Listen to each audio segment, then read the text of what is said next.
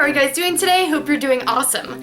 So what I have for you is, as you can see by the title of this video, my current skincare routine for oily combination skin. So if you would like to see all the products I use on my face to keep it looking pretty decent, then just keep watching. Right, now the first and most important step of any skincare regimen is taking care of your skin and making sure it's clean, basically. So the most important thing to do is to get your makeup off. It doesn't matter what kind of products you use on your face, makeup wise. If your skin underneath does not look good, your makeup is not gonna look good. I have a few different things that you can use to get your makeup off. The first one, this is actually a clean rag, but it looks dirty because it's stained. This is the makeup eraser. Now you can get this at Sephora. I actually really love this thing. The main thing that I have to say is just obviously keep it clean because it is getting wet. This can collect bacteria, resulting in pimples and zits and all that stuff that is unwanted. This is amazing. So it's basically just a washcloth with two different textures on each side. Like, I don't know how this thing works. There are microfibers in here, but you don't actually need any product to get your makeup off. I will just run it under the sink in pretty warm water. I'm like, ugh. And then I get my mascara off with this. Now there's a kind of a fluffier textured side here, and then there is a finer texture side. This side is supposed to be for exfoliating, which I think it works well, and then the other fluffier, softer side is basically to get the surface makeup off. The second thing I like to use, this is another option, is this is from Tatcha, but this is basically an oil cleanser. If you have dry skin or if you have sensitive skin, you don't want to be irritating it and rubbing it a whole lot because that is going to create more irritation. So using an oil cleanser is really great because it doesn't strip your face of your natural oils where you have to totally put more moisturizer on to kind of compensate for that. So this is great. I love to use it to get off mascara. Now I never use waterproof mascara because honestly I don't need to. If I cry, it's game over anyway. Put a little bit on the back of my hand and I will actually kind of wiggle it through my lashes underneath because usually when you're wiping your face, you're brushing down. But if you think about it, you don't put mascara on your eyelashes like this, you put it on the bottom like this. So when you're rubbing down like that, you're not really getting off all your mascara. And if you get all of your mascara off, your mascara is going to apply better the next day if you have it all off. So that is an issue that I feel like I have sometimes. I can't get my mascara to look nice because I didn't get it all off from the previous day.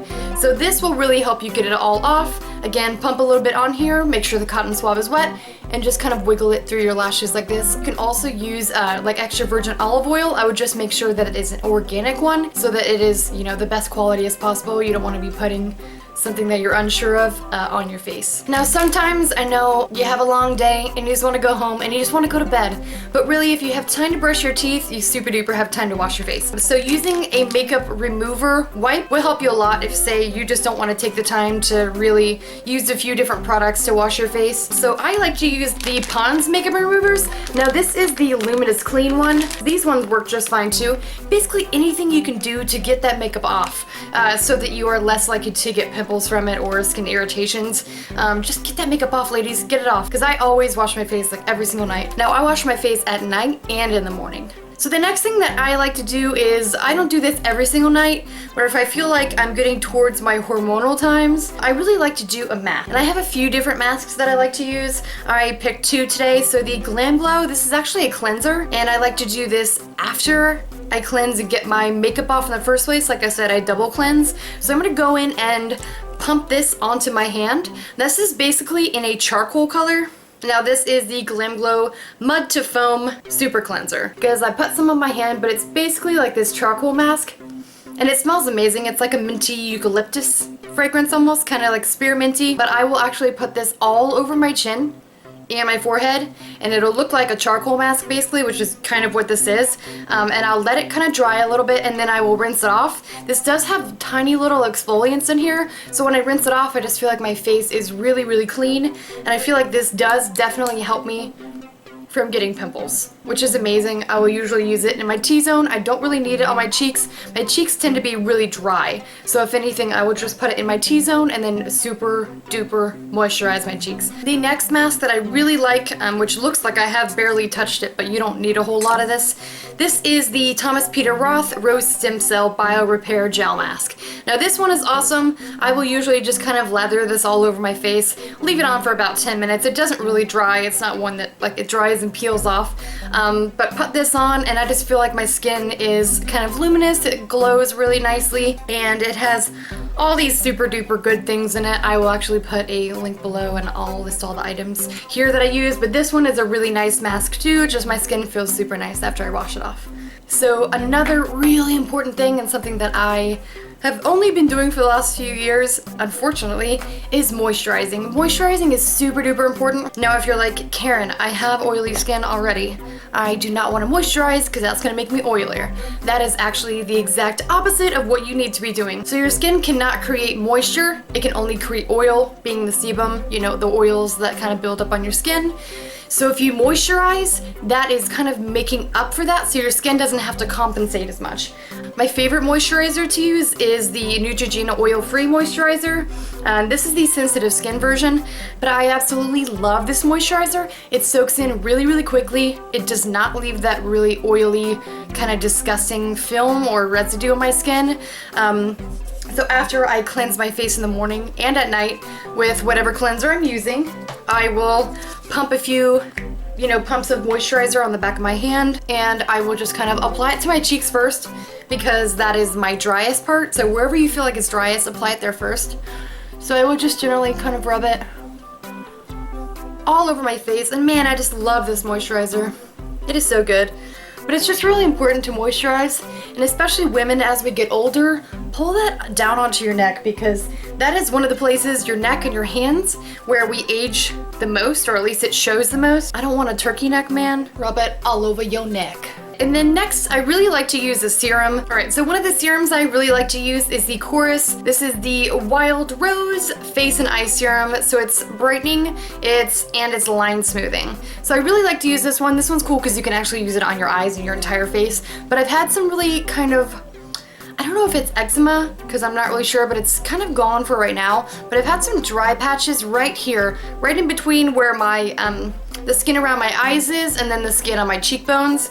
On both sides I've had some little patches of dryness, and I feel like I've been putting this on those and it's basically gone away. This is the Visionaire. Now this one is a little bit expensive, so if you want to stick to a cheaper one, I'm pretty sure the Korres is a little less expensive. And Sephora collection, or Sephora, brand of their skincare also makes an equivalent, which I did have and I used it all, so it's gone right now, so I don't have it to show you. They also make kind of equivalents, so if you're at Sephora, just be like, hey, what's an equivalent to this, or that may not be as good but is similar, and you can find something within your price range. A skin corrector. So it's advanced skin corrector. It fixes or helps with wrinkles, pores, and texture. Now I feel like I have big pores around my chin, typical hormonal areas that tend to break out, and then T-zone, which is kind of greasy because I have oily combination skin.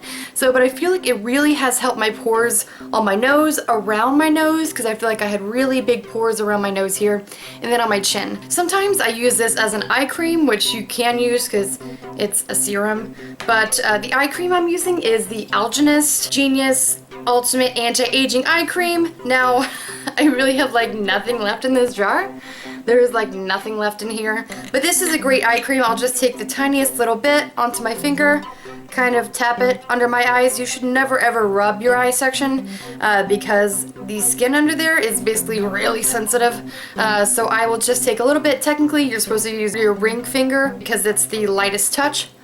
And then just kind of tap your under eye cream on, under your eyes. Tap it like this. I don't really feel like I'm having like extreme signs of aging yet, but I do, try and do a little bit of a preventative thing for my eyes because I'd really like to look younger for longer. And then finally, in my skincare routine, I really like to take care of my lips because I still feel like that is a big part of my face, is my lips. So I like to use a lip scrub, especially when I've been using a lot of liquid lipsticks because they tend to be drying and I feel like they kind of make my lips flake up in a gross way. So this is the Lush Popcorn lip scrub, and I absolutely love this one, but they make lots of companies make lip scrubs. You can get lip scrubs everywhere. This just happens to be the one that I'm using right now.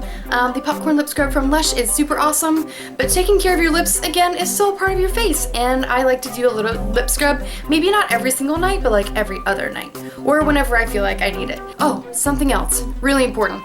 When you guys go to bed, put your hair back, because that will actually save you from getting a whole bunch of pimples, because your hair carries, you know, oils from your scalp and stuff, and if you have your hair like matted onto your head, you're more likely to get pimples from the oil from your hair. And another thing too is keep your pillowcases clean, because if you have like buildup, you know, hair product even on your pillowcase, if you put like weird gel in your hair or something and you're rolling around on your pillowcase, that can get on your face and cause you to have pimples from your pillowcase being dirty. Alright, so that is it for my current skincare routine. Of course, I will put everything in the down bar below, or whatever, the box below.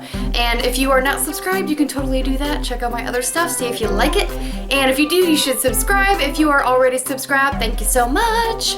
I love you guys, and I hope you have a wonderful rest of your day. Keep that face clean and beautiful. Have a beautiful day. Thank you guys. Bye. Bye-bye.